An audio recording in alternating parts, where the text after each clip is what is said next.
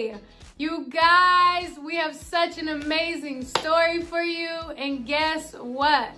I know we've been studying superheroes, but today we're gonna bring a whole new idea to what a superhero is. So lately we've been talking about characters. Last week was Moses, he had some superpowers, but today we're gonna focus on God, the superhero of them all. He had all the superpowers, he gave all these superheroes their superpowers, but he was the main one. So starting today, we're gonna start to learn different names of God, these different character traits that made God this all-powerful, all-knowing, super God, okay? So today's story involves a man named Naaman. Say it with me, Naaman. That's right, Naaman. So Naaman was sick. We're gonna figure out what this sickness was, how it affected him, what is God's role in this? What did God do for Naaman? It's gonna get good, you guys. Ready? That's not loud enough. Ready? Here we go. Today's memory verse is found in the book of Exodus, chapter 15, verse 26. I am the Lord who heals you. One of the names of God is the Lord who heals. Jehovah Rapha? Rapha? Rapha. It's Jehovah Rapha. Naaman was a commander in the Syrian army. He was highly respected. He had favor in his community. He had favor from God because he led the people out of the Syrian war. So they loved Naaman. But Naaman had a problem. He had leprosy. Leprosy is a nasty disease all over the skin. It covers the skin with red bumps. Naaman couldn't even look in the mirror and face himself. It would be like if I had leprosy and I didn't even want to look at Mr. Brandon because I felt bad that I couldn't look at myself. I was covered in bumps. That's how Naaman felt. Naaman wanted to be healed, but even medicine from doctors would not be able to heal Naaman's disease. It had to be something stronger. It had to be a healing from God, something only God could pull off. What did Naaman do? Well, Naaman had a wife, and his wife had a servant. And that servant told Naaman's wife, I wish Naaman could go to Israel. There's a prophet in Israel that could show Naaman the power of God and he could be healed. Naaman's wife would do what anybody would do. She went and told Naaman. And Naaman was so excited. At that point, he was ready to try anything. So Naaman goes to his king, the king of Syria. And the king of Syria gets all excited.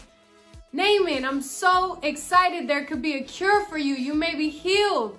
Of course, I want to support you. So he writes Naaman a letter that helps Naaman go to Israel in favor. Go to Israel and be accepted by the Israeli people. What does Naaman do? He takes the letter, he takes all of his servants, he jumps on his horses and all of his cattle, and he goes to see the king of Israel. But he's surprised when he gets there. The king of Israel meets Naaman. But the king of Israel is confused. He's like, I don't know why they sent you to me. I don't have proactive. I don't have the healing power to fix all that.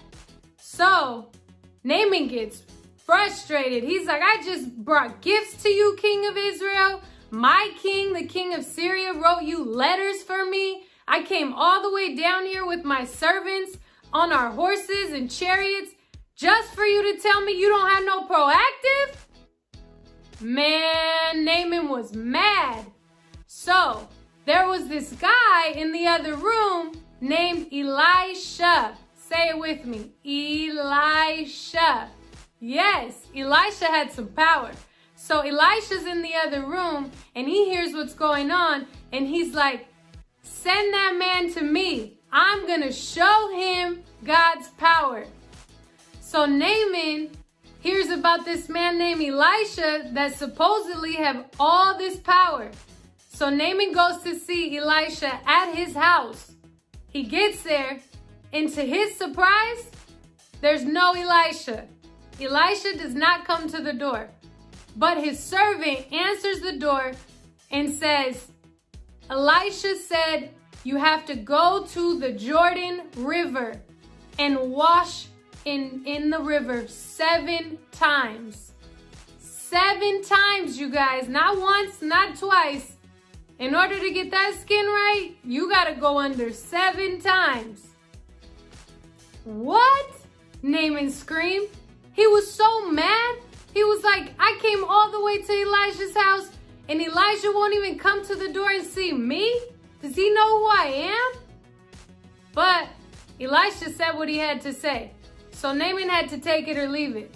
Naaman got so mad, he was like, come on, we're out of here, to his servants, and they left.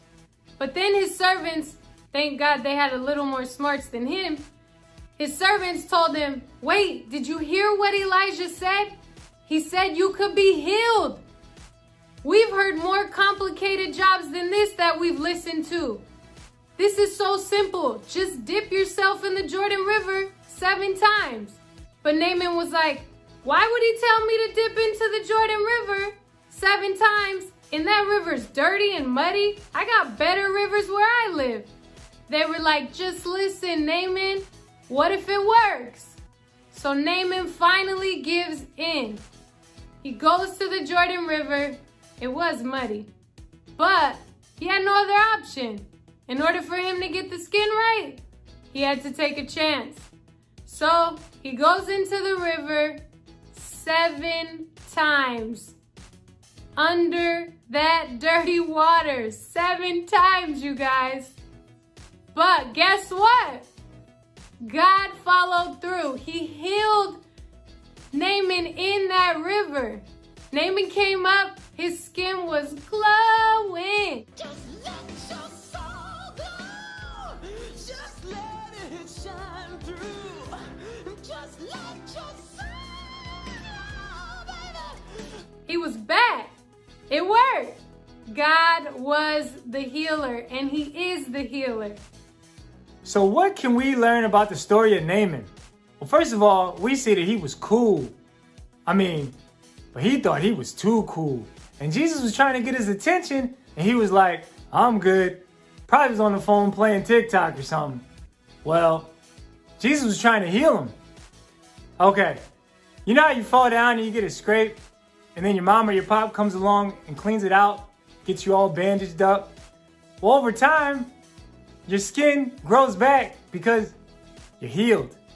Also, when you go to the doctor because you're not feeling well, your doctor gives you some medicine, you go home, you might get some chicken soup, you get some rest, and you're healed. The whole point is that God created us in a way that our bodies heal us. Our bodies heal on its own, ultimately showing that the Lord is our healer. All right, so having said all of that, my job's done here. Now you guys know how much superpowers make a difference. And you also know who's our ultimate superpower. He's not just up there, he's everywhere. We're almost out of here, and what an amazing day it's been. I want you to remember a few things. Exodus 15, verse 26. I am the Lord who heals you. Memorize that verse this week. Send me a video. You know I want to see you guys speaking God's word over your life. So, today we learned, and remember, God is our healer. He can heal us through doctors. He can heal us through medicine. He can heal us through prayer. He has many ways that he can heal us. But he will always come through and heal us. That's one of his superpowers. And remember, what is the name of God our healer? Jehovah Rapha. That's right. Okay, little world shakers. Keep shaking up this world, one step at a time. I will see you next week. Hello, it's Tim Story. I hope you enjoyed the service. If so, subscribe. If not, still